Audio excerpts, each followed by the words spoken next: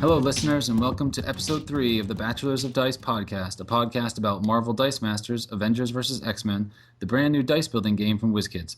I am one of your co-hosts, Kevin, and with me are Adam and Jesse. All right, guys, so we've made it to episode 3. Episode 2 took a little while to get out due to technical difficulties, but we're coming back strong, a little bit, maybe a little bit quicker than normal, just to keep the momentum going.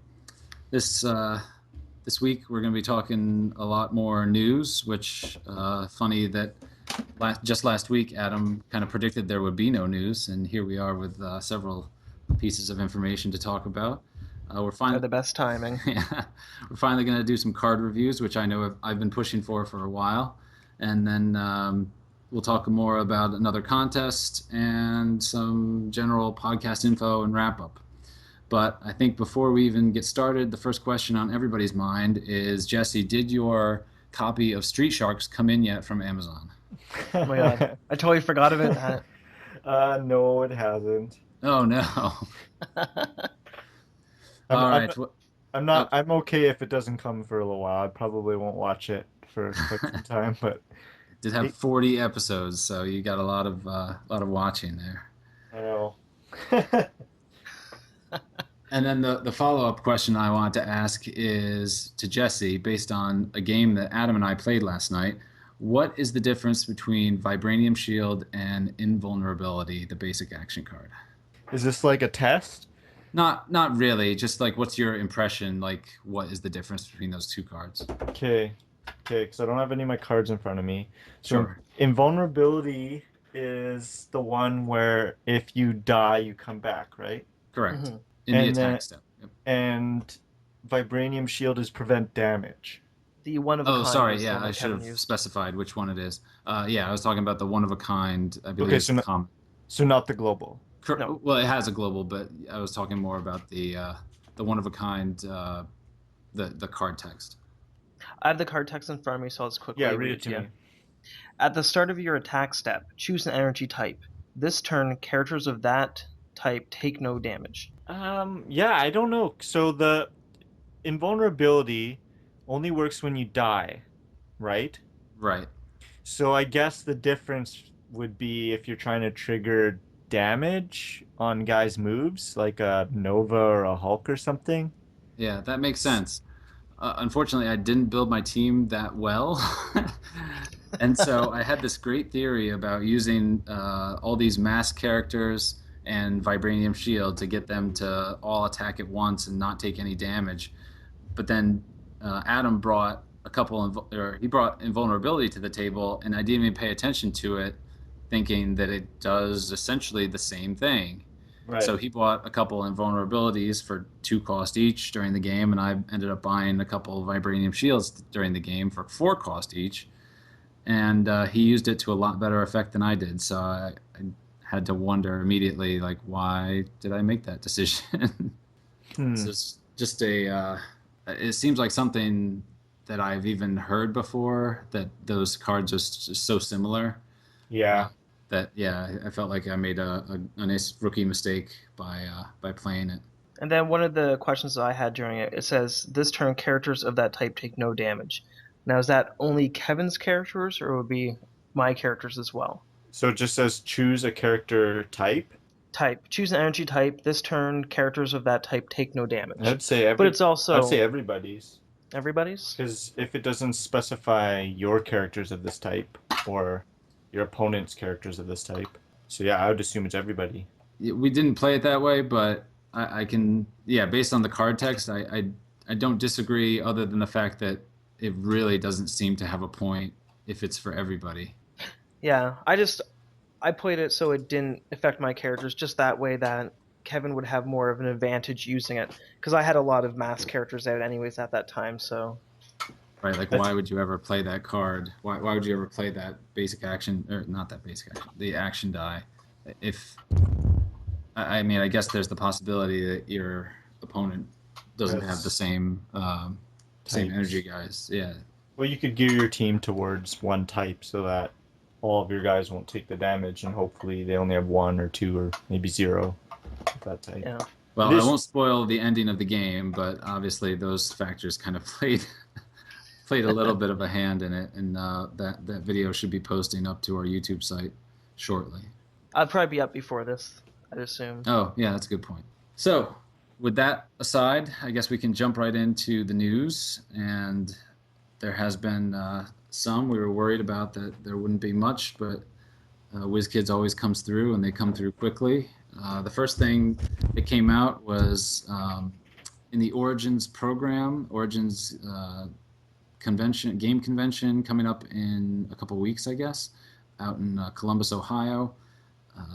They had a program, and they've already released the program, and in the back of the program, apparently there was an image for the Uncanny X-Men expansion, available fall 2014, and on it there was some spoiled characters.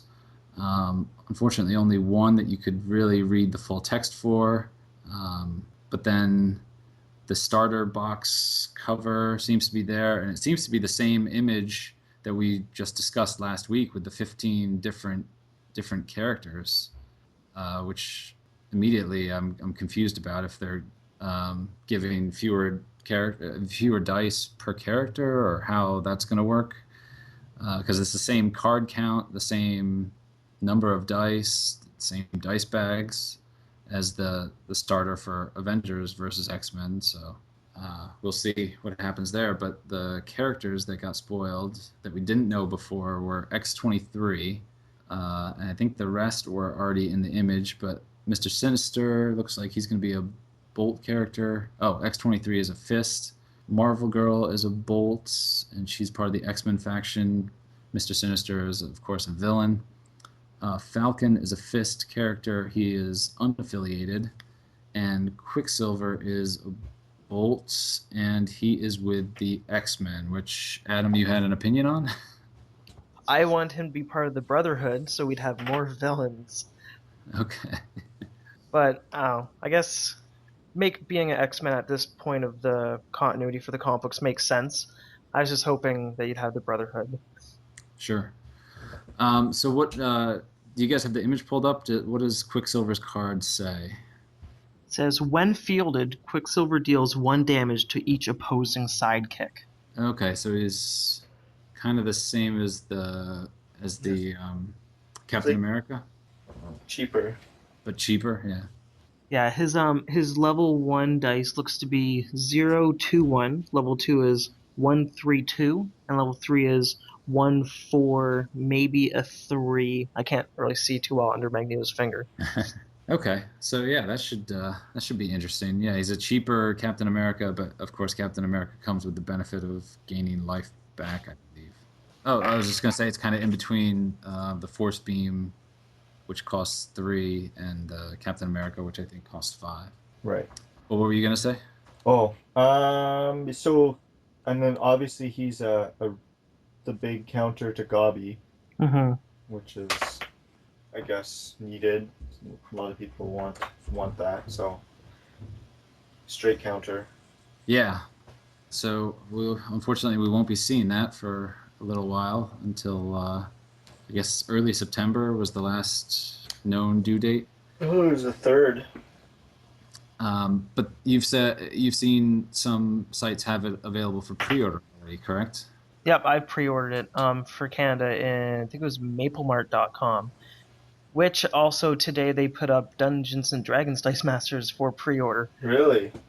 Yeah, which I might pre-order. I think they're just $1 over the manufacturer's suggested retail price, so like $15.99 for the starter kit. Then I think it was $79 for the booster box, the gravity feed. Right. Which isn't too bad considering you get 90 packs in it. If they're doing the same way that they're doing Uncanny. I'm a little weary to pre-order from some sites already. So like the normal site that I pre-order from, Cool Stuff, I've been in contact with them. Like I'll email them every week to see what their status is, and they told me they haven't sent out allocation numbers, like how many people can have and what the prices actually will be. So it makes me wonder why people are throwing up pre-orders if like Cool Stuff, like the biggest online store in America, doesn't even have this information. So they were telling me that the people might have to refund some money if it's cheaper, or charge more to people who already paid. So that would not be good. Yeah, No. I'm really wondering why a lot of people have already pre-ordered. Because I was like, oh, maybe I'll just pre-order from this site. It's already up. But yeah, Hmm. All right, something to be weary of as the summer grows on, but I'm sure should that information should be coming out pretty shortly. yeah, they well, a month ago they told me they're expecting it that week, and I guess there was just some delays or something with WizKids, so Okay. which is nothing new. Yeah, I guess the big hope here is that WizKids kind of learned their lesson from the Avengers versus X-Men set, and this Uncanny X-Men set will have plenty to go around. Hmm. But Adam already touched on it, and it spills right into our second bit of news: the big announcement that the next Dice Master set after Uncanny X-Men will be Dungeons and Dragons Dice Masters. WizKids officially announced this last Friday, I believe. Quote from the president: "We're excited to expand our Dungeons and Dragons portfolio with the addition of Dungeons and Dragons Dice Masters."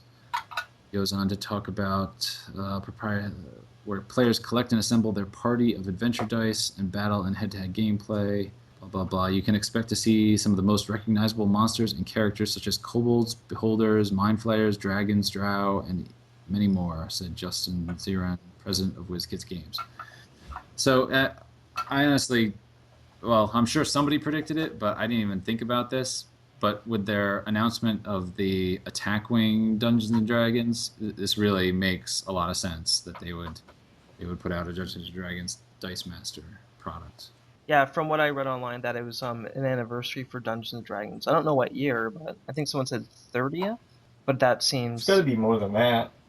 yeah, that's what I was Yeah, thinking. I think it's got to be Maybe almost 40 40. or something. Yeah, that's what I would assume. Hmm. Yeah, because it started, I believe, in the 70s. So I yeah, think it was 40. actually 74 or something, which would make sense for 40. Oh, okay. There you go. Yeah. I don't know Uh, why I know that. Now, during our game last night, Adam and I kind of talked about it. Um, it seems like I'm sure there are several named characters in the Dungeons and Dragons universe, but we could only think of maybe a handful of them. So you think it's going to go more generic types of monsters, more like Warriors is, or do you think there will be just a lot of named characters that we're not thinking of? The only thing I can think of is like the Dritz character plus his team, team members, and then the named characters that they fight against. So even that, like, I don't, other than Dritz, I really don't remember anyone. Right. Yeah, back in high school, I did read the Icewind Dale trilogy, so I do kind of remember a few of the characters, and actually, a lot of them, or all of them, I believe, are represented in the Legend of Dritz board game, adventure board game from Wizards of the Coast. Wolfgar, I think, is a barbarian. Canterbury, and then I'm forgetting just about every other one. So, but I remember those two. So yeah, I would expect some name characters. I guess maybe it'll end up being a mix of sorts. So then the follow-up question to that is: are you going to buy in, or are you not? And are you going to wait to decide? I probably will. I'm more tempted to get this than I am Yu-Gi-Oh! Okay. Um, yeah, just because I have friends who probably wouldn't want to play Marvel Dice Masters, but I have friends who might want to play Dungeons and Dragons Dice Masters, which then I could slowly ease them into Marvel or DC when that comes out. But yeah, just having like something very similar, play a little bit different maybe than Marvel will be something exciting to have as well because I'm enjoying the Dice Masters, I guess, license so far. I think Dritz and Wolverine do have to square off at some point. What about you, Jesse? You going to buy in, or? Yeah, I don't know. I mean, I'm not a big Dungeons and Dragons guy. Like, I don't know much about the universe. But that said, I do like the idea if it goes more generic of having goblins and whatever, archers, barbarians, and stuff be mixed in with Marvel. Like have a dragon on your team. That'd be pretty cool.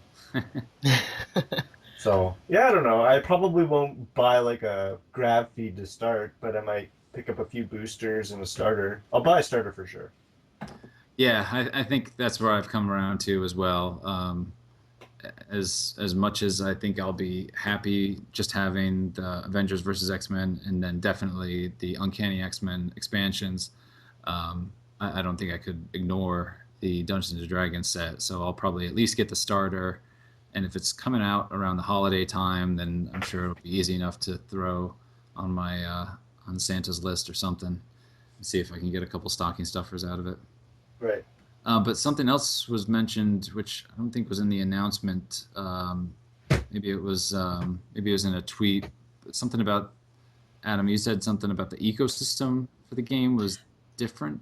Yeah, Eric Lang's answered a question someone asked if they'd be compatible, these dice, with Marvel Dice Masters. He said they would be, but there'd be a different ecosystem and something else. I can't remember what the second part was. I think it was just like different card text.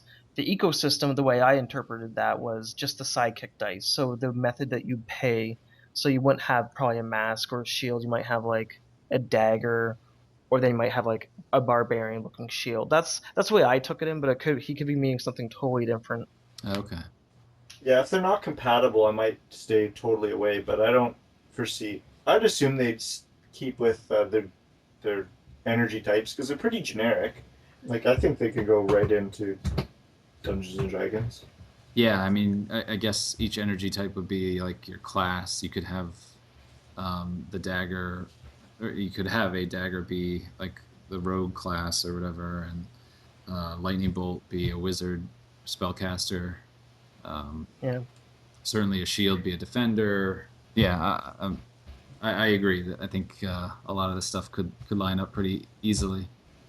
Yeah, I have the exact quote now. Eric said, D&D Dice Masters will be standalone but compatible with other Dice Masters games. However, it does have a unique ecosystem and mechanics. To touch on mechanics, if you look at the Uncanny X-Men Dice Masters cards... Are you going to say Jean Grey? Yeah, Jean Grey's heroic ability. That's how I interpret it as well. Yeah. Just have new mechanics that haven't been included yet. Exactly. The other thing, I'm sure Kevin's going to touch upon it.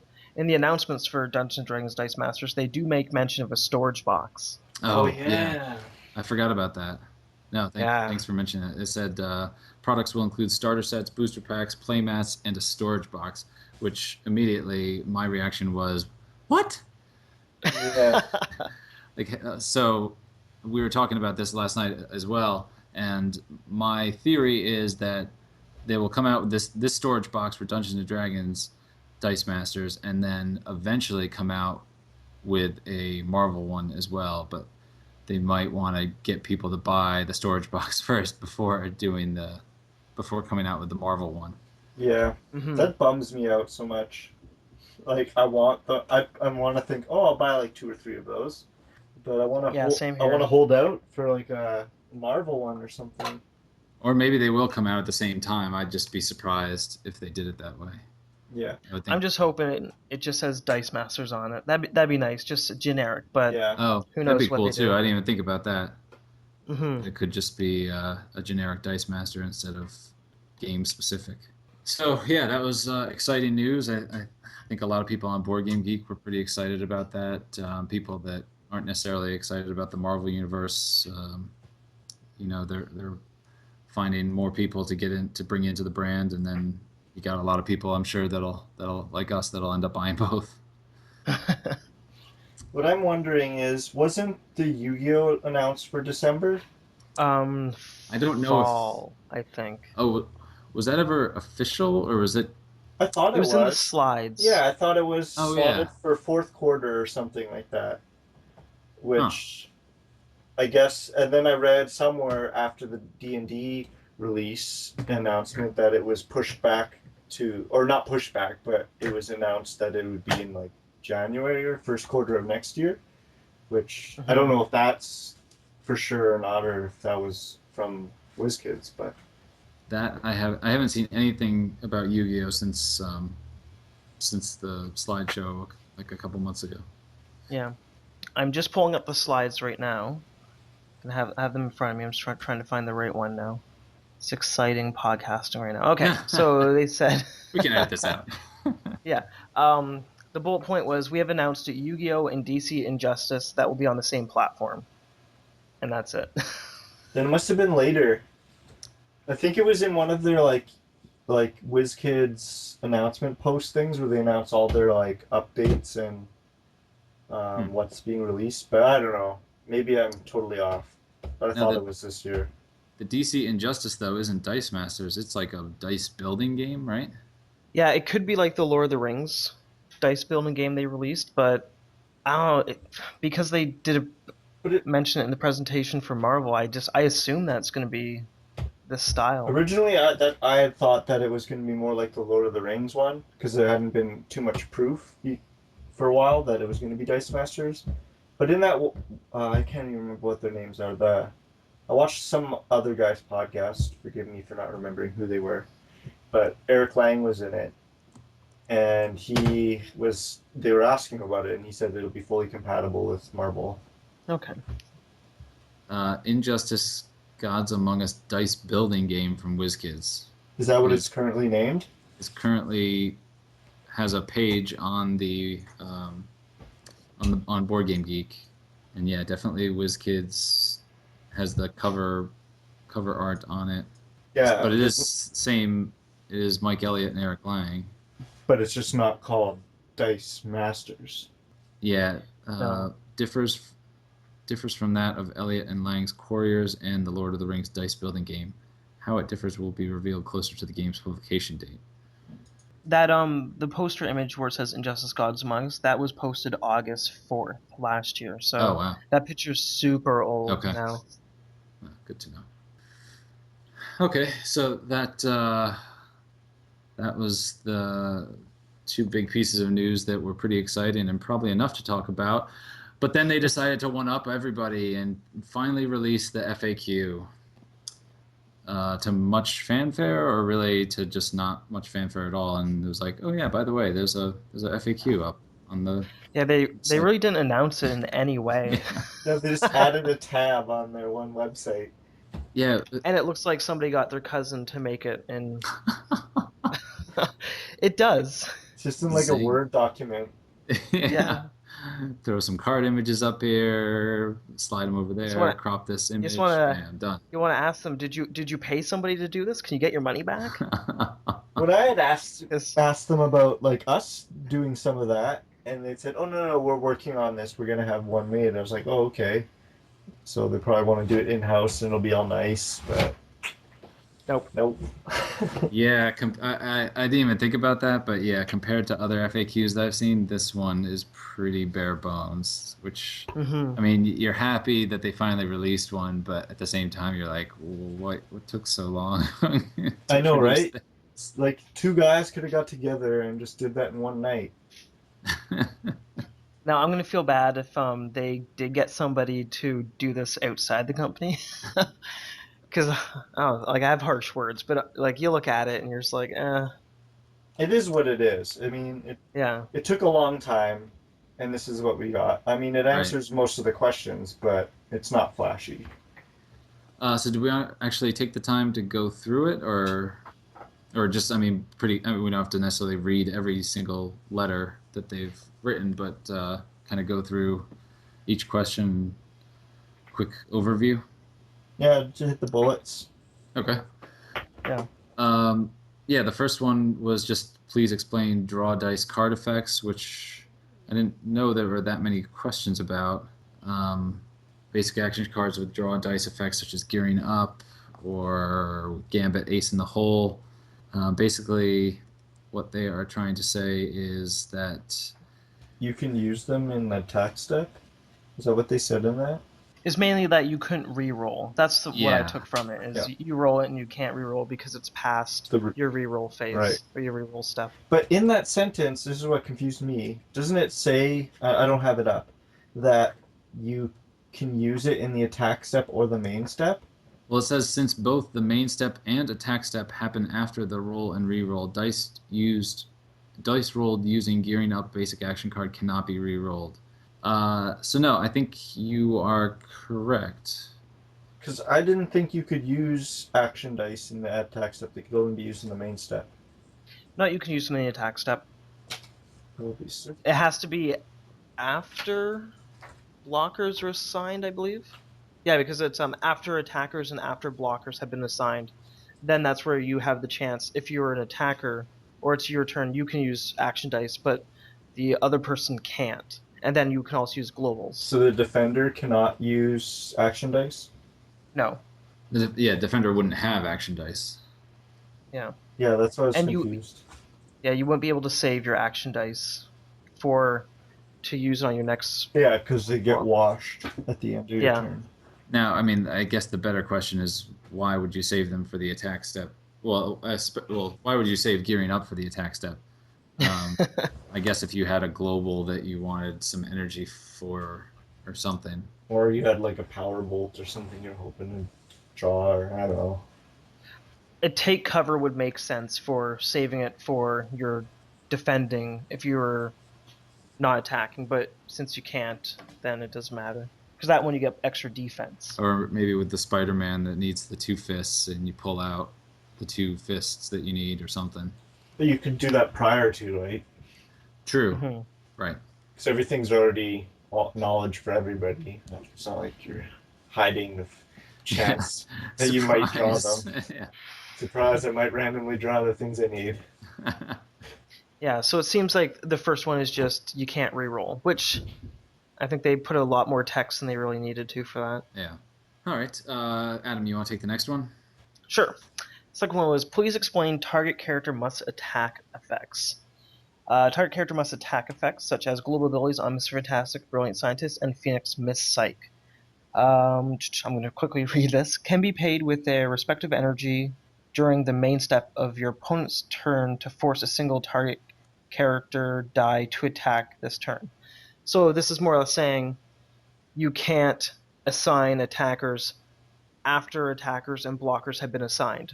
Because after that you can use globals, but you can't assign attackers because they've already been assigned, so you have to do that in the main step. Right.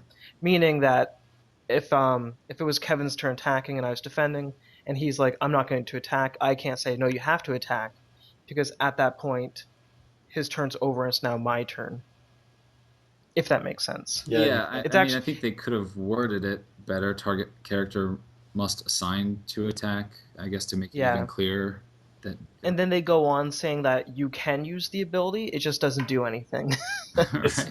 It seems weird because usually the active player is the one who gets to go first. So as the attacker, they have to be the one to declare if they're attacking or not.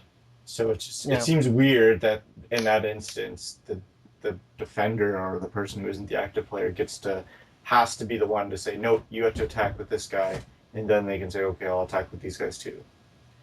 Yeah. Well, it just shows that, say that if you had two lightning bolts saved up and you had a Phoenix, you can make their one guy and their Wolverine Knucklehead attack together. Sure. I don't know. It doesn't make sense to me. It makes more sense for me to wait to see if they're going to attack, and if they don't, then force them to. Mm-hmm. But it is what it is. That's their rules. Yeah, which that rule I felt was explained pretty well in the rule book already, so I don't know why they reiterated it, but I guess some people were confused by it. Yeah. Jesse, you don't have it pulled up, or you do? No, my comm is being funny, so I'm just gonna just talk, not that's fine. not look at stuff. The next one was I'll go ahead and read the next one. If a character with a game effect that is triggered by taking damage is KO'd due to damage dealt in combat, does their game effect occur? And the answer is yes. Even if they're KO'd and they still have an effect from taking damage, it still happens. The example they use is Iron Man's Playboy's ability to deal 3 damage to one opposing character that is attacking or blocking each time he takes damage in the attack step would be triggered even if damage he took would cause him to be KO'd. And then they go on to mention that the example in the rulebook on page 17, there is a slight error, I guess, to omit the final sentence of the first paragraph or something along those lines.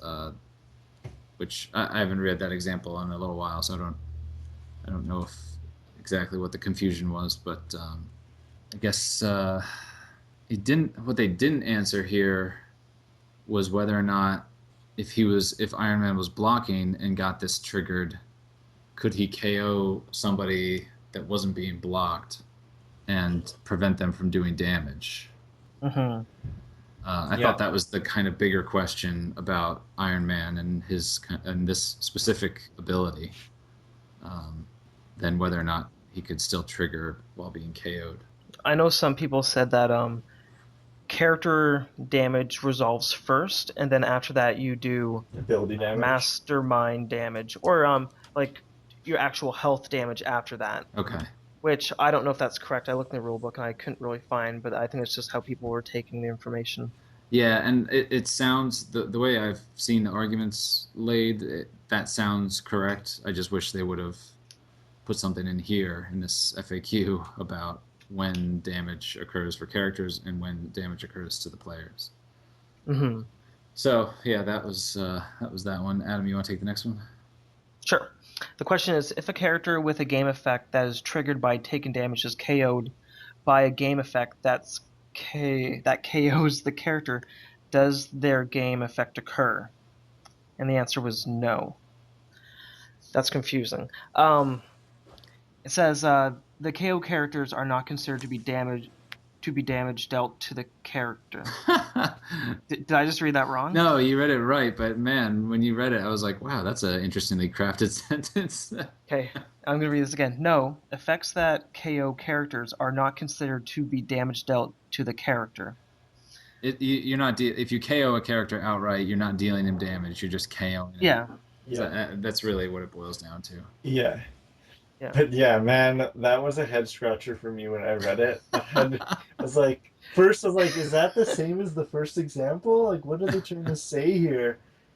And to like sleep on it and come back to the next day to finally understand what they were saying. You read it and you think, did I miss a word in there somewhere? But no.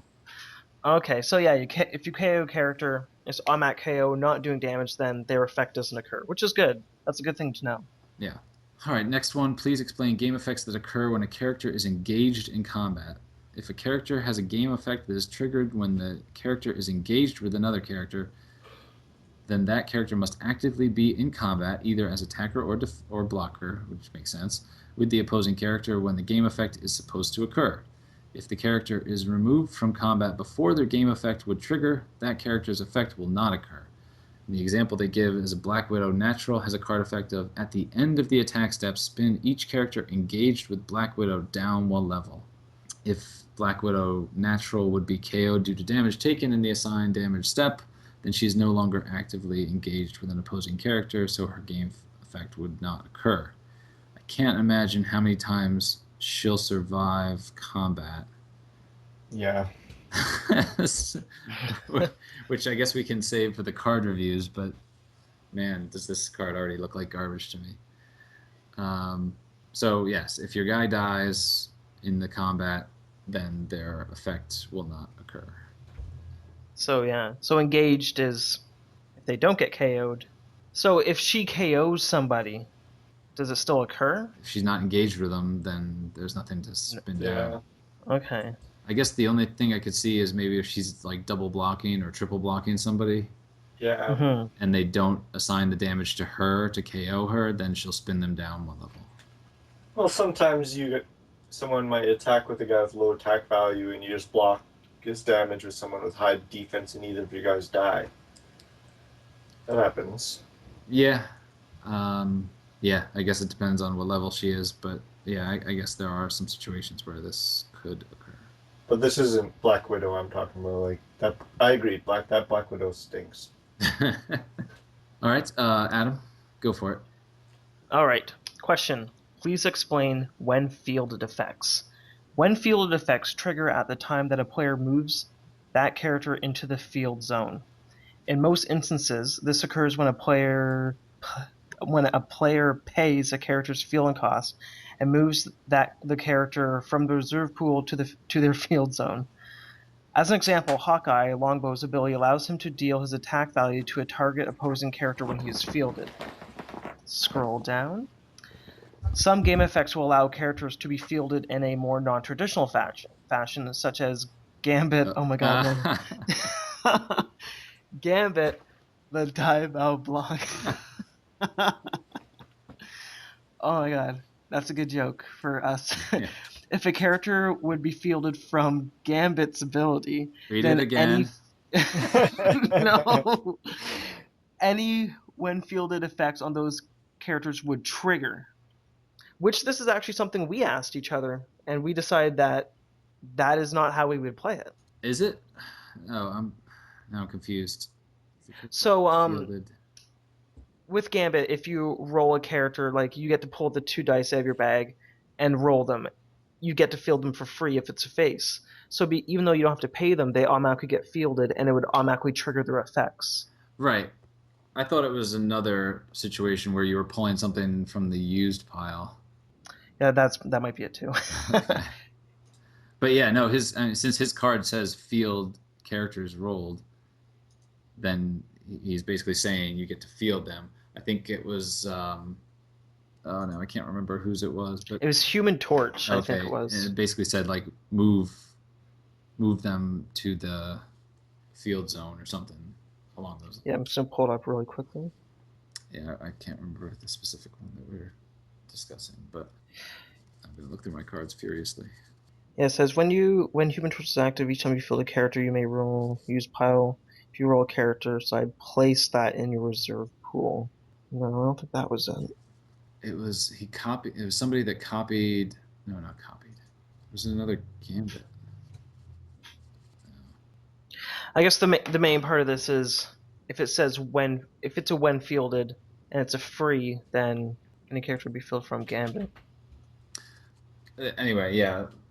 Unfortunately, we can't remember the one that moves them from the used pile to the field zone, but it doesn't say field on that card. But this obviously Gambit's card does say field, so yeah, I agree with that interpretation. But then comboing with that kind of spills right into the next question, which is explain while active effects. And the biggest question out there, I think, right now was whether or not Doctor Doom Reed Richards' rival active effect would stay in place if something were to come in and deal him damage and KO him potentially. So this says while active effects are static effects that are considered to be in play as long as the character is in the field zone. These effects are not cumulative, which we knew already. Although if both players have the same character active, the effects would occur once for each player. As an example, Doctor Doom Research Survival modifies the attack and defense of all non-villain characters while he is active. This effect would only occur once, regardless of how many. Okay, sorry. I already knew this. Oh, okay. And then both of those questions really spill into this one, which is please explain the interaction timing of when fielded and while active effects. Characters are fielded when they are moved from the reserve pool to the field zone, naturally. An effect that occurs while the character is active is described as an effect that takes place when one or more of that card's dice are in the field, naturally. The example they give is Hawkeye's Longbow's effect would activate only when you pay the character's fielding cost and move the die from your reserve pool to the field. However, Doctor Doom Reed Richards' rival's effect would stay in effect as long as that character die is in your field zone. So all that is to say that first let's say there's a Reed Richards rival in the field zone and you field Hawkeye against it. Hawkeye deals his attack value, although it's modified to be -1, to a target character, which could be Doctor Doom. Doctor Doom modifies Hawkeye's defense by -1, instantly KOing Hawkeye, assuming it was a level 1 or 2 Hawkeye. So the effects are simultaneous, which I'm surprised they didn't mention the Storm debate, which was the big one on Board Game Geek, whether or not she would get to re-roll the Doctor Doom before or after the effect took place. But regardless, from this ruling, it sounds like they both occur at the same time. She would get to re-roll somebody, and then she would immediately get KO'd. Which is interesting because if you have that Hawkeye at level, let's say it's a level 2 Hawkeye versus level 1 Doom, Hawkeye would actually knock out Doom at the same time while being knocked out himself. True. Yeah, so that was, I think that was the big one that everybody was waiting for. Mm-hmm. And let me see, there's a couple more. You want to take the next one? Sure. Please explain when/while attacking and when/while blocking effects. These effects will trigger each and every time that a character die is assigned to block/attack. I read that backwards, but it's okay.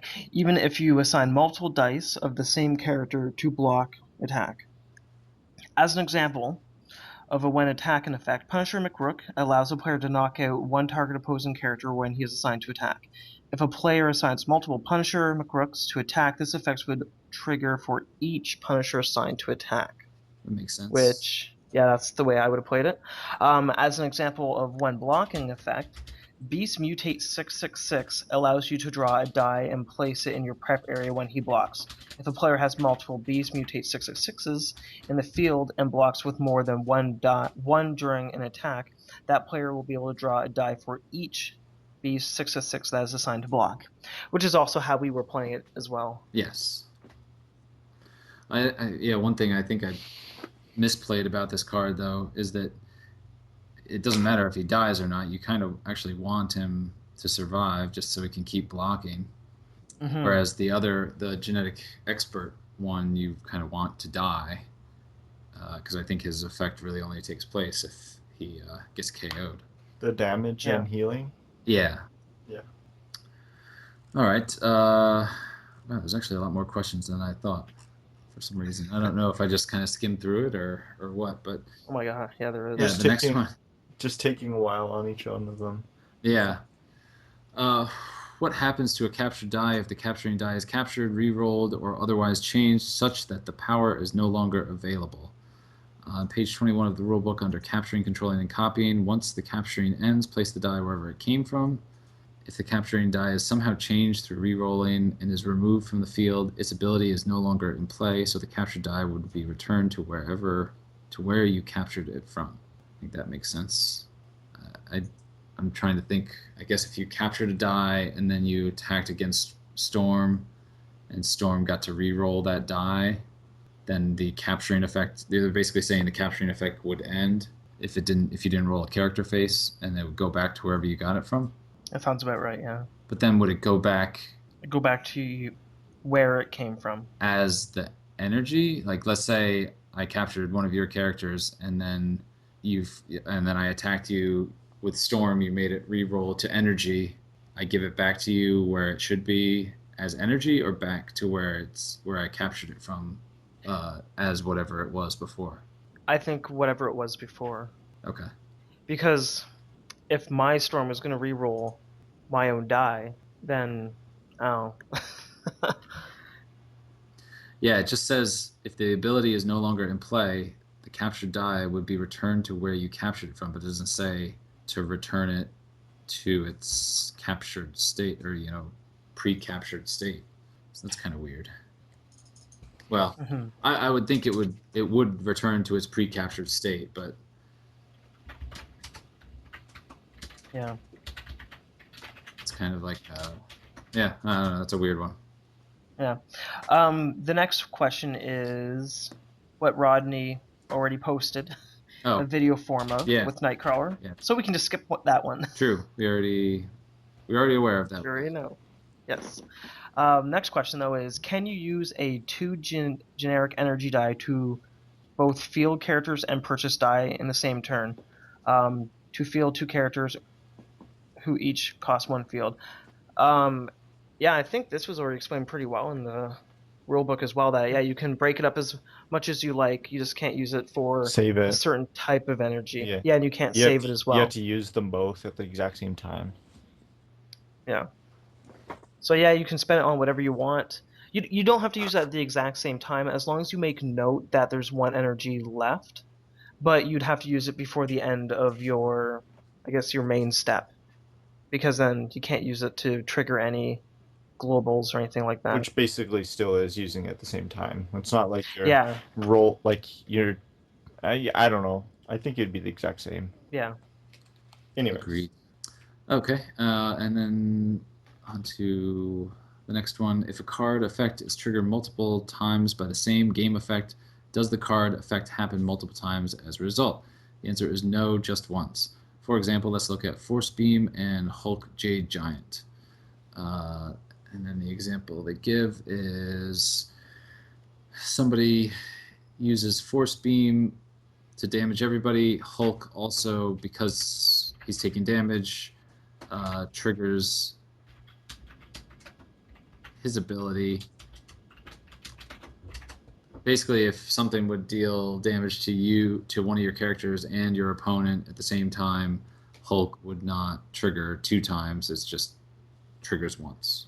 Mm-hmm. I believe that's what they're kind of getting at with this. What? So Yeah, wait. they're mainly talking about the two burst, which is deal 1 damage to each player and 2 damage to each character. Okay. Meaning that you got Hulk damaged and your health as well. It doesn't activate Hulk's ability because it says when Hulk takes damage or you take damage. Yeah. If it said or and, then it would. It says when either you or Hulk take damage. Because both you and Hulk take damage from the same effect, it doesn't double activate, just the once. But if the word was and not or, then it would. When you and Hulk take damage. You and or, like a slash. Yeah. Mm-hmm. Okay. But regardless, just once. Yep. All right, and this is the last question. If I target a character with 2 separate effects that resolve simultaneously, and for opposite effects, what happens? The answer was the active player would choose which effect to play first. And that just means, I guess if you field 2 characters and both of them have fielding effects, you get to pick which one happens first, and same with attacking effects. And then let's see if I can get the example. If you take Dr. Octopus Megalomaniac, with the ability when Dr. Octopus assigns to attack target an opposing character, that character cannot block this turn. And Deadpool, Say it. Chai Niyozaki? With the ability when Deadpool attacks, you may assign an opposing character to block him. I can't get enough of that. Yeah. Don't worry, Adam. It's more the piling on from Kevin. It makes it a little more funny for me. I know. Do it. Okay. If he knocks out that character, he deals 2 damage for each opposing character. All right. If the attacker chooses to have Dr. Octopus activate first, the target character would not be able to block. Damn it. Deadpool would need to choose a different character for his effort. Wait, which Deadpool? Oh, sorry, effect. Which one are we talking about again? God damn it. Deadpool. If the attacker chooses to have Deadpool activate first, the target character must block the Deadpool die. Afterwards, the attacker would choose to prevent that blocker from blocking with Dr. Octopus, since it is a cannot effect. Alright, so that brings up another thing. If you use Dr. Octopus first, and you say that person cannot block, then Deadpool can't override that. Right. Now, here's my question. If you use a global saying that someone must attack because it's a must effect, would you be able to make them not attack by using distraction? Distraction. Oh, yeah, no. That's like just an interpretation of English language and not like a game mechanic thing. Yeah, but this is saying it's a cannot effect. Yeah. Which I don't think there's anything in the book like under the back of it. I can't remember what it's called. Oh wait, no, I thought there was something that like if there are can and cannots, then the cannot would override or something. Supersedes. I mean, it makes more sense. Like if you must or if you have to, you can't override it because you're like, okay, well I have to, so I go back and attack. Yeah. I don't know. Maybe there'll be a FAQ. Another one. 2.0 version 2. One with more pictures. Yeah, and better wording and someone with native language is English. They need to explain it to us like we're 5. Yeah. So yeah, that was the FAQ. again, glad to have finally gotten something. A little maybe disappointed in the layout and stuff, but oh well, we'll take what we can get. Hmm. Thank you, WizKids. Yes. Thank you. Thanks, I guess. Yeah. I'm trying All to right, which trying to save face here. right. I'll be the negative one. It's all Adam and his mispronunciations, as I mispronounce mispronunciations. Yeah. And honestly, that just lined up perfectly. I wasn't really gunning for Adam to pronounce all those words. It just worked out that way. All right, into my favorite segment, which we haven't done before, but we're doing some player card reviews. And originally, I had slated us to do, I think, 4 characters, but for tonight, I think we can get through at least 3. Really, I wanted to get to Black Widow since I mean we've already kind of touched on one of her cards anyway, and one Mhm. of her other cards is arguably the most powerful card in the game. Um, so I think if we got through Angel, Beast, and Black Widow, that would be good. Um, we can, and since let's just keep it simple and go through alphabetical order. I will go ahead and start since this was my brainchild. And we are going to start with the common version of Angel, which is Avenging Angel. Angel, of course, being a shield character, he costs 3. His ability is if Angel is blocked but is not knocked out, he deals 2 damage to the opposing player. Now, how many times do you see that actually happening? Because I did try and play with him once because I thought, hey, wow, sweet, that's a neat combo. But since your opponent is declaring who's going to be blocking Angel, you really it's very situational that you're going to have this Angel out when your opponent doesn't really have a decent blocker. And then also, he can just let Angel through. Mhm. So I don't know if this is just a great card or not. Yeah, I haven't. I played with this angel and I didn't really get anything done with him. So Are we talking about high ground? Sorry, I had to grab my cards. Oh, sorry, no, we're talking about Avenging Angels to start. Okay. So yeah, I mean, if he's unblocked, great, he gets through for 2 or 3 damage. If he's blocked, I gotta believe. I mean, his defense isn't great, 2, 3, and 4. Um, so knocking him out shouldn't be that hard. But I guess the benefit is that if somehow he's not knocked out, he'll do at least 2 damage to the opposing player. I guess if your opponent has one sidekick die out, maybe. Adam, didn't you use him with like invulnerabilities and stuff? um, I don't remember. I think I might have tried to, but I never got his ability to trigger. Ooh, okay. I just My thought of a good combo then. Him, Vibranium Shield. Invulnerability, and the Colossus, Hmm. the rare Colossus that deals 2 damage if your guy's level 2 or higher. That's true because then those would stack, so he would actually get a 4 damage off. Yeah, But that's only if he if he was was blocked. blocked. So would they would let him through regardless then, But if they, yeah, because then he would just do 4. True. Yeah, I guess he would do 3 damage. His level 2 and 3 are 3 damage. Hmm. So yeah, he should get let through. But still, that's It's guaranteed damage more or less. right. So there's a use, I think. Yeah, a guaranteed at least 3 damage if he's level 2. Right. Yeah, With so it's not that bad. possibility of 4. Okay. All But right. that depends on the stuff you have fielded and if you get invulnerability. Oh wait, that's not the common. Jeez, that was the uncommon. I'm sorry. Yeah, it's not. That's why I didn't want to say that's anything. why I was confused. All right. No, I'll take the bad on that one. I assumed that my cards were in order, and when in fact they were not. And geez, I even have it in the show notes right in front of me, which I should be talking about, and yet I still managed to blunder it. So, my bad. Who wants to take the common version high ground? Just I'll jump just in. reading it. Yeah. I sorry, I missed the beginning of the Oh, last. okay. Yeah. Sorry.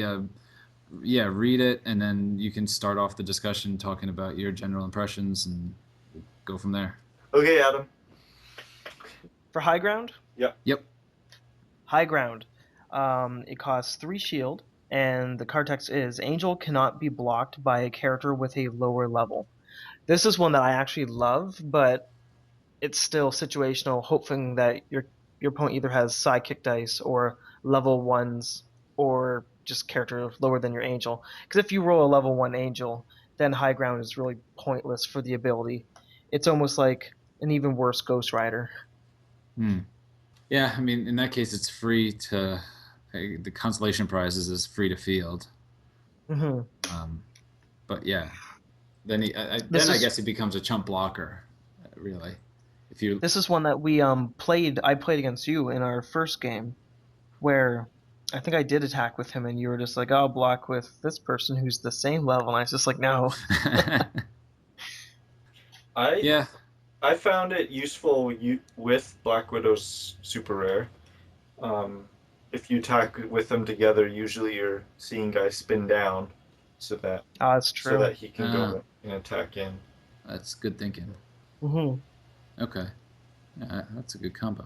I Plus, like that. they're both cheap, right? So you can buy a bunch of them. Yeah, both the first two angels are cost 3. Hmm. All right, so then Jesse, why don't you take the last one? Okay, so the rare angel, which is soaring, his text is if you used an action this turn, angel cannot be blocked. My initial impression was I don't know if I'm gonna try to use a guy that can't be blocked, I might use a different one. Um, but that said, if I'm using a character like Doctor Strange who wants to abuse using actions, then I'd Hmm. throw him in there.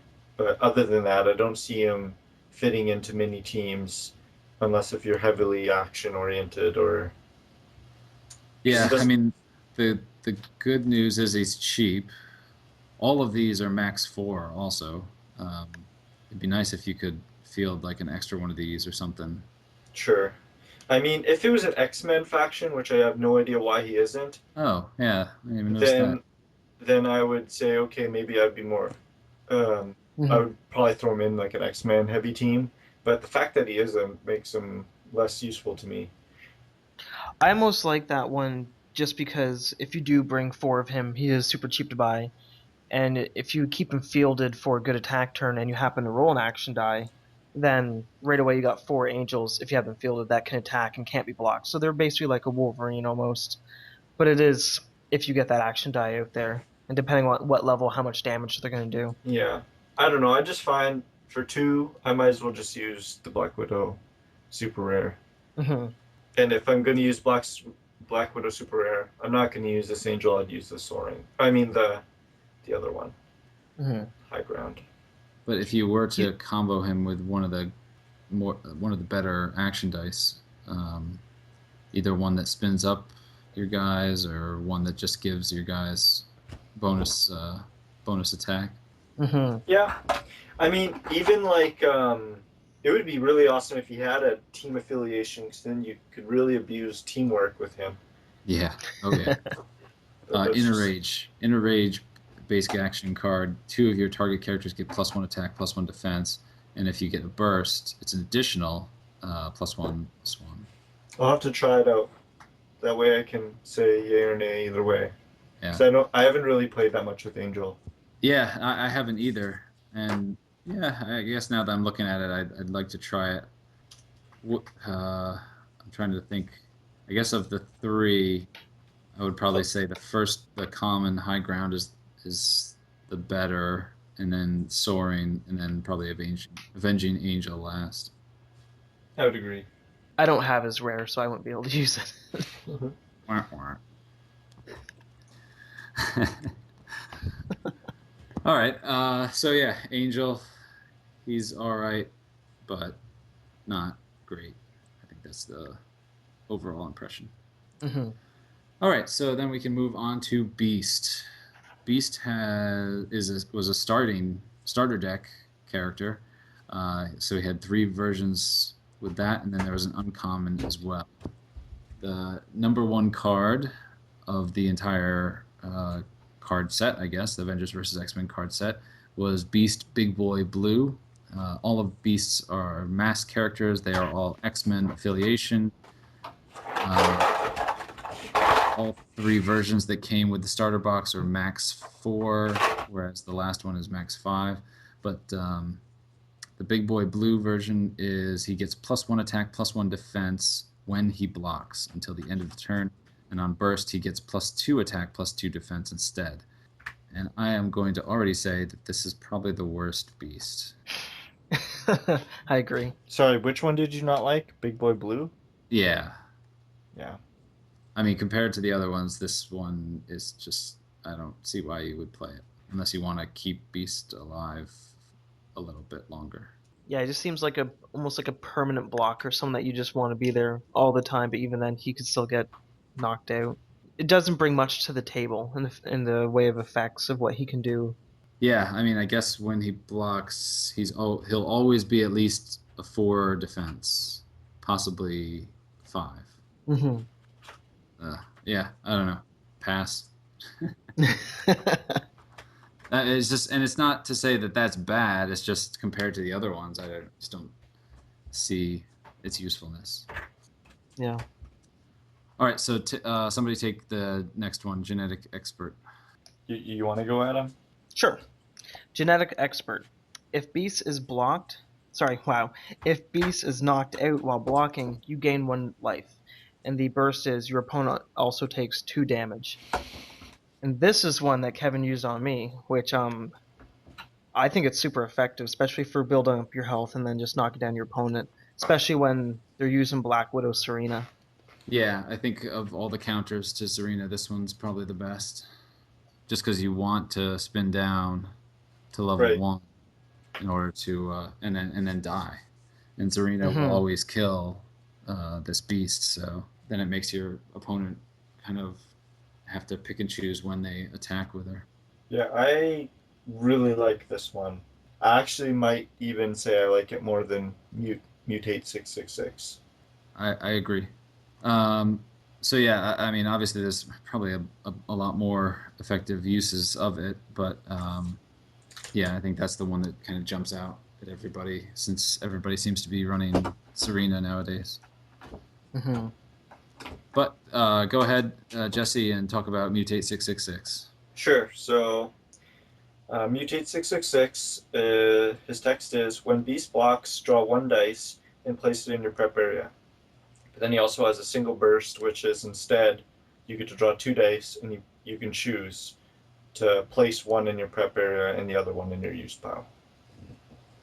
This is one that when I use it, I always bring a Gambit card with me as well because I want to stack the prep area. So I'll field the Gambit, put a dice in my prep area depending on how it works, or right into the field, and then use Beast to get another prep area die, giving you even more. And then if you get some characters knocked out, you get even more guys in your prep area. Yeah. I mean, Yeah, I know a lot of people are using this to ramp up their dice production, and I don't disagree. I don't think it's a bad card. Um, I used it for the first time the other night, actually. I guess the fact that one of your dice goes to the used pile can be good or bad, depending on. You're probably gonna pick up a sidekick. I mean, the odds are you're gonna get a sidekick die, so that at least kind of culls that a little bit. for me, my initial impressions was this was the best blocker in the game until I played through a little bit more, and now I'm a little more on the big boy, or not big boy blue, but the creature one. Mm-hmm. Oh, okay. I don't know. I feel if I'm going to be wanting to ramp a bit, I would rather use something like the Silver Surfer and the creature, because that way I can ramp when I need to. And if I'm gonna like you're using this beast as a blocker, any beast, really. And this Yeah. beast doesn't help you block. He just gets you dice. So I'd rather have something else generate the dice for me and do something while blocking. Like no one's scared of blocking beast or this beast. Right. Mm-hmm. Unless you really don't want to give them that dice. Yeah, I consider it more of an annoyance than anything else. Yeah. Whereas the genetic expert, I think you have to really weigh the option. Like, okay, I'm going to KO this guy, which means he's going to gain a life back, and I'm going to take 2 damage when I do it. That's what I meant, not the creature, but genetic expert. Oh, okay. Although creature's pretty good too. It's Yeah, he the is. only 3-cost beast card. And it says when beast blocks, spin the blocked character down 1 level. If it's already level 1, knock it out. And then the burst ability is if the blocked character is knocked out by this, gain 2 life. So yeah, I mean, the 3-cost kind of sucks, but his ability to knock somebody out is pretty cool too. Mm-hmm. And you can gain 2 life if you do it. Right. Only, I mean, obviously only if you're level 1 also, but Yeah. yeah, if you do get this out and it's in your field at level 1, then your opponent has to kind of be wary of it. Yeah, with this one too, you're almost not guaranteed that that beast is going to get knocked out as well at the same time. So it's almost like sacrificing a blocker for 2 life in some instances. But he would not necessarily take damage if he managed to spin down a guy and KO him. Yeah. So I mean, you have I to guess take that's it. true, yeah. You couldn't. It basically prevents any, or not prevents, but it would stop anybody from wanting to attack with anybody level 1. Yeah. So I don't know if that's a good enough hindrance or kind of threat to your opponent to justify the added 1 energy cost compared to the other ones. Yeah, I really don't like that card that much. I don't think I've ever used it myself. So yeah, I think from the bottom up we can agree that Big Boy Blue is the worst. Creature is probably way above that, but still in 3rd place. And then the debate rages on about the genetic expert or mutate 666. Although, based on this podcast, we give the edge to genetic expert, I believe. Yeah. Mm-hmm. But mute 666 is still really good. Yeah, agreed. Okay. Already 2 characters down and 1 to go. Everybody's favorite, Black Widow. Black Widow. And oh, go ahead. Is it my turn for this one? Sure. Natural. I've never used it. Garbage. Next. At the end of the attack step, spin each character engaged with Black Widow down 1 level. This happens before damage clears. My favorite part about this card is it says each character engaged. How the heck is she going to survive with 2 characters engaged? Okay, that seems so unlikely that anyone would ever double block her, let alone. And then knowing what her ability is, why would you double block Yeah, her? like it just I don't know. It's just funny. I don't think there's a way to have spillover with her, is there, for her damage? No, not right now. Maybe throw car. Yeah. You might get an extra damage through or something if they both have 1 health. Yeah, I don't know, like I've never used this card, and I don't plan on. The only thing that this card is good for is when you get it, you get to die. Oh my goodness, that's exactly what I was gonna say. Like the only use for this is I got 4 dice with it. I have 3 Black Widow dice, and it's from 2 natural and Serena, and that's where I got my die. Actually, I pulled six of her. She was my most common one that I got in my graph feed. Did you put her in the credit card shredder? No, I sold it. Sold them all. In a massive mystery lot on eBay. Nice. Garbage. Yep. Kevin was right in his assessment. Garbage. All right. Next, I'll take it. Okay. Killer Instinct. I actually kind of like this one. I've tried a few different spin down teams, and I mean she's okay. She's still hard. I mean it's hard for me to choose her over Serena if you have her, but yeah, it's when she fields, so you don't have to worry about trying to survive, and you can just attack with her every turn, hoping that you can just keep spamming it. So even this one would be good with that angel that we were talking about too. Oh yeah, that's true. Oh, I forgot about that. Because you can choose who to spin down rather than just let them choose. Yeah, that's a good. And it's nice since she costs 2 to use 2 like lower character cost die. It's more plausible than trying to do an Iron Man War Machine combo. Which, for the record, I still think is not good. I think both Kevin and I have tried it now, and Yeah, well, I had it in my setup, but I didn't actually execute it. But I am still willing to give it a try. yeah, same. I've bought the dies and never had them both come out, and I've seen a friend try it as well, and with no luck. Oh man. Just War Machine stinks so bad if he doesn't have Iron Man. Yeah, It's just terrible. Yeah, so I mean, it forces your hand that your first buy is Iron Man, and then you have to wait till you get 5 energy to buy War I, Machine. I would totally take it back if he was an Avenger. That would be enough for me to say it's worth trying. But yeah. the fact that he isn't just, ugh. What were they thinking? I really want to get James Rhodes out there with Iron Man, but Yeah. That would be and pretty powerful if he was an Avenger. That would be pretty powerful with the patch Nick Fury. mhm. Yeah. Because if he couldn't be blocked and then did double damage by being unblocked, that would be wild. Almost game over. Yeah. Um, okay, so then the last Black Widow is one The that I big don't. the Yeah, big mama. Serena. Let me see. This is the one I don't have actually. When Black Widow attacks, she deals 2 damage to your opponent.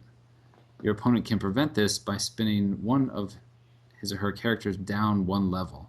So a lot of these opponent can prevent effects that we've seen from either the Punisher or Professor X have been uh, they're going to do this, but you can prevent it by or you can prevent this by taking 2 damage. This one is the opposite, where you're going to take 2 damage, but you can prevent it by spinning down one of your characters.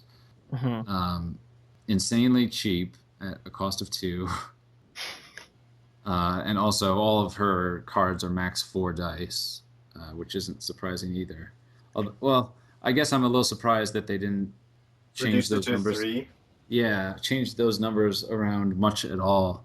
I mean, and that goes for a lot of the characters. I think they just kind of put max 4, max 4, max 4 on so many of these, and then I don't know how much that factored into the decision making with any of these. Oh, I Yeah. was playing a game the other day and I noticed that Hawkeye was max 3, the longbow, which I was surprised. I'm like, I had 4 dice laying beside him. I'm like, oh, wait a minute. Oops. This one's a 3. So that, Yeah. I think my favorite thing with this card is I buy the die for the energy. It's because it's a cheap 2, and then if I don't get the energy and I get a character, I get a really good character that I can field out there. Because when I was playing with Kevin, I didn't even want her characters. I just wanted her energy really cheap, which I got the character side instead. So I haven't actually played. I mean, obviously, I haven't played with her. I faced off against her a couple times. Really, you get her out and you just attack with her, or do you guys kind of hold her back until it's best to strike? Or I like to attack with her right away, hoping that they'll block and kill her so I can roll her again. yeah, yeah, And then, Whenever I've attacked with her, people generally let her through. and just do 4 damage, 4 or Yeah, the 5. only the only other thing that might want to do is like when we played is use Beast against her, and yeah, I don't, she's good if I guess the person has a sidekick out, but people just generally let her through. yeah, I like to save them up if I know I have a few coming and I have a like patch uh, Nick Fury. Because you can just Hmm. end the game so fast if you have 3 or 4 of these. Yeah. So yeah, there's it's a super rare that everybody wants on their team, and I have a feeling we're all going to see once the tournaments actually start. Yeah, I think it's the best super rare out of the 4. Yeah, I agree. Yeah, Should she have costed more? Do you think costed 3? I think 4. Yeah, Yeah. she's really powerful. But Yeah, I mean, that just makes for metagame, and I'm okay with it being cheap. But yeah, it's really Yeah, good. I'm. Yeah, there are counters, and I'm sure more will come out as soon as the X-Men set arrives. So Mm-hmm. I'll be curious to see when the tournaments come around, how many teams actually play player. Mm-hmm. But yeah, we'll see. One other thing I forgot to mention was the card art on all of these, which I mean, the Beast I think is kind of cool looking, and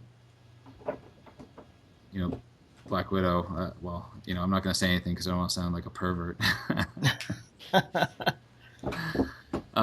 Angel though, what is with his getup? It's like, Some trench Mexican or Native American coat thing going on. yeah, it seemed kind of weird. Yeah, I don't know. Mm-hmm. Maybe this is when he has amnesia and he doesn't know who he is. Oh, I love Amnesia. Warren Worthington. Times.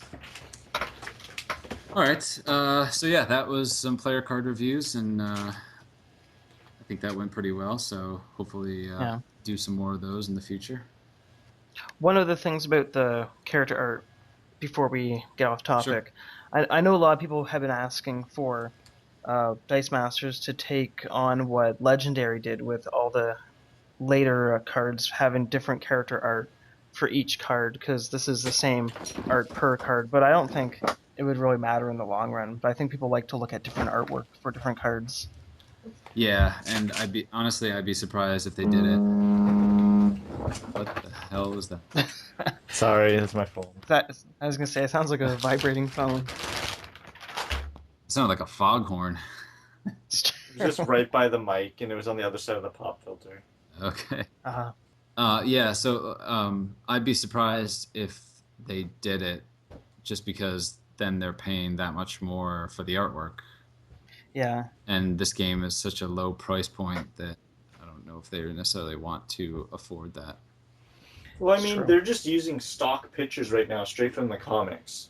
Right. So I doubt they're paying anything, and that's the reason. But I don't know. I'm sure they could find a freelance guy like Legendary does. Like, all those guys that they use aren't Marvel artists. Oh, okay. They could find somebody. There's plenty of talented people that would love to do it, I'm sure. Yeah, just to get to add to their resume and get their name out there. Sure. Yeah, that's a good point.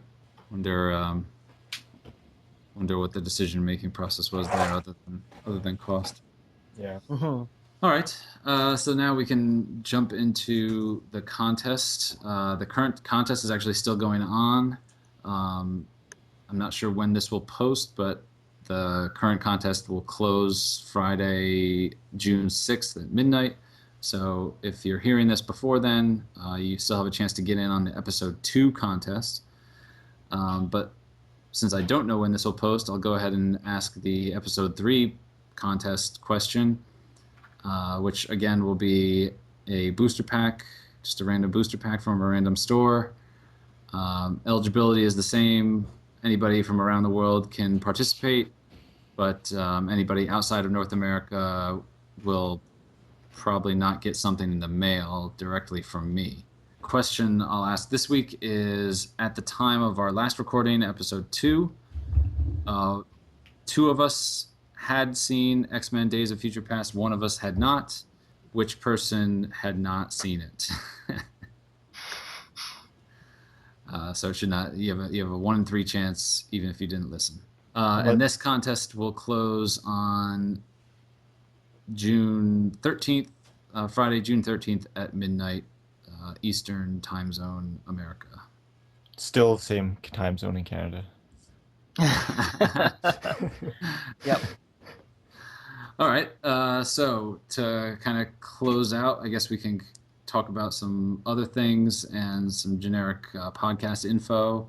Obviously, our email address is bachelorsofdice@gmail.com. So please email us suggestions, email us your contest entries, email us questions, email us praise, or email us jokes about Adam's pronunciation.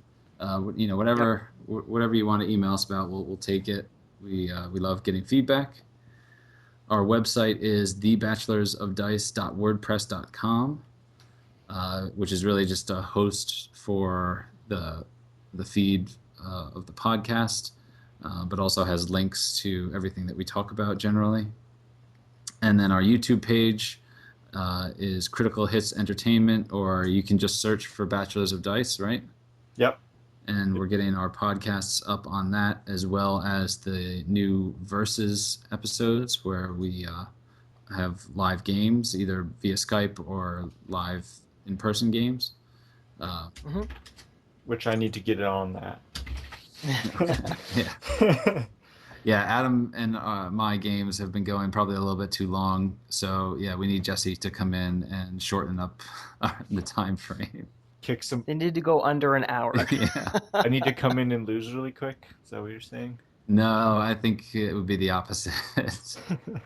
Just based on our limited playing of each other, I think our games would be quick and you would win handily.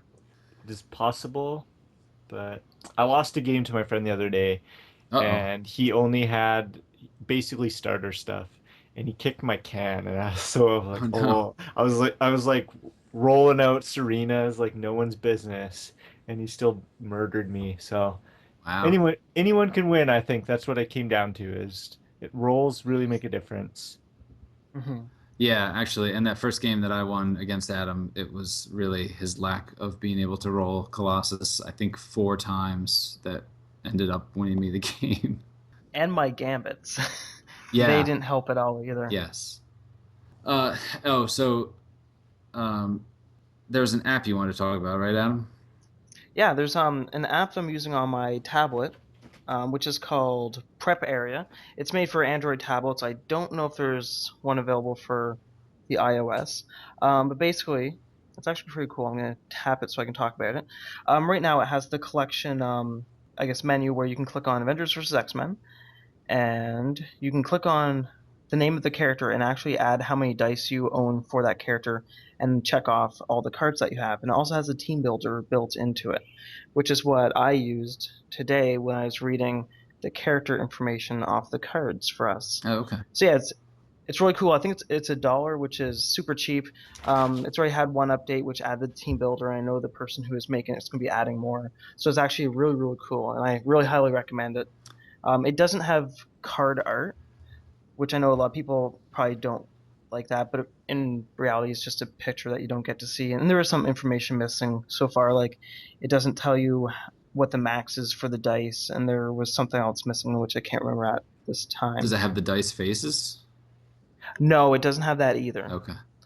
So yeah, it is missing that. It is missing a couple of things, but they're going to be adding them eventually, I assume. But it's really cool, and then it has the menu where they're going to be probably adding Uncanny X-Men and D&D, like, so that's all there. And for $1, there's no ads. It doesn't access your call logs, your messages, anything like that. So it's actually nice, neat, and doesn't invade your privacy like a lot of apps do. Okay, cool. Does it work on smartphones, or would that be too small? No, it works on my phone as well. I'm using a Samsung Galaxy Note 3, so it's kind of a big phone. Right. But yeah, it works both. The only thing that it doesn't have between the two is it doesn't sync my added collection from my phone to the tablet. So that's one thing that is missing as well. Okay. So I'd have to re-enter it onto my tablet, which I haven't done yet. Okay. Cool. I'll check that out. Yeah. One other quick plug as well. In our Versus videos, we used card art under the, I guess, the dice roll area. And that card art came from dicemastersrules.com. And on that site, they actually do have a link to our podcast, so you might have got here from them, which was really cool. Oh, okay. Yep. Neat. Yeah, and I think that guy, the guy that runs that site, emailed us on Facebook, so I gotta get back in touch with him as well. Mm-hmm. But speaking of Facebook, we also have a Facebook page, The Bachelors of Dice. You can just basically search for us and find us. I do more posting on there than I do on the website, with all the news and everything that we talk about in general. So be sure to like us on Facebook or follow us or whatever you have to do, and you'll get those updates as well. Let me see. What else? Co-hosts. We are still interested in anybody. If there, I will say that if there's anybody still interested in participating in our podcast, that we're certainly not against adding people to the mix. So feel free to email us at bachelorsofdice@gmail.com. And we had several responses previously. And I guess we're kind of going to be adding some guest host spots in future podcast episodes. So if you're interested in filling one of those guest host spots, then please email us. Next episode, I think we'll have some more player card reviews and probably some first tournament impressions. Do you guys know of tournaments in your areas yet, or? I'm just waiting for an email from my store for when it's officially going to be in, but I'm running the tournaments, so. Oh, nice. Yeah, I just got to know when it's coming and then get in touch with all the people who are interested. Running meaning not playing, or you still get to play? So at the beginning, because we anticipate there won't be that many people in my area who will be playing. Okay. Then I can participate. I'm not gonna be gunning for any prizes because I get them anyways. Okay. But yeah, just for fun. Cool. So yes, I will be participating, hopefully. And what about you, Adam? Any word from your stores? Nothing. I probably won't be able to participate. I know there's one store, I think 2 hours drive away from me, who's doing it, but I think they have 9 of 10 slots open. And the only way I was going to go is if I could go with a friend, so that's not going to happen. Yeah, that's far. Yeah. Yep. So you're saying your commitment to Dice Masters is not that great? Oh, it is. I wish the WizKids website was easier to navigate as well for finding what's available, because it asks you like to put the location, but it doesn't tell if it's postal code, like city, and I tried, and I've seen all the stores that are doing different stuff, but there's just nothing around me apparently. Yeah, it would be that, or I'm blind. Yeah, it would be nice too if it just said like which. I mean, you basically have to select the type of event. You can't select the game specifically. So it'd be nice if it just said, if I could just click all Dice Masters in a 50-mile radius and see like exactly where they all are. Instead, I have to select sealed/constructed and then wade through anything that isn't Dice Masters. Mm-hmm. It's kind of a pain. Even some stuff wasn't under that tab. Some of it was under I don't know, just a standard tournament. I just clicked on see everything, and I had to go through so much DC hero clicks in order to see. Oh wow. Yeah. Well, fortunately for me, there are 2 local game stores that are currently slated to have events. Unfortunately, they're having them the same weekend, and I'm not sure if I'm going to be able to go to both of them or just one. But then I found a third store that is they're actually having 2 events, and they're on weekend nighttime. So I think I'll be able to go, even though it's like an hour away. I think I'll be able to go to that one a little bit easier than the other 2. So like I said, Adam, if I end up going to multiples and I get an extra copy of the basic action card, I'll put it in the mail and send it to you. Right on. I also probably will have access to extras just in case Kevin can't. So. Okay. I appreciate it. By God, you will get your basic action cards. All right. So anything? I guess closing statements. This is clocking in probably about an hour and a half, which didn't feel too long, but I don't know. May feel a little bit long once I'm listening to it in the next couple of days. Anything else anybody wants to add? I think I'm good. Yeah, pretty good. Okay. Well, yeah, thanks for listening to everybody. And again, contact us in a myriad of ways. bachelorsofdice@gmail.com, the bachelorsofdice.wordpress.com website, Critical Hits Entertainment YouTube page, Bachelors of Dice Facebook page. However you want to get in touch with us, please do so. On Board Game Geek too, you'll see us on the forums. Yeah, thanks for listening, and we'll be back again real soon.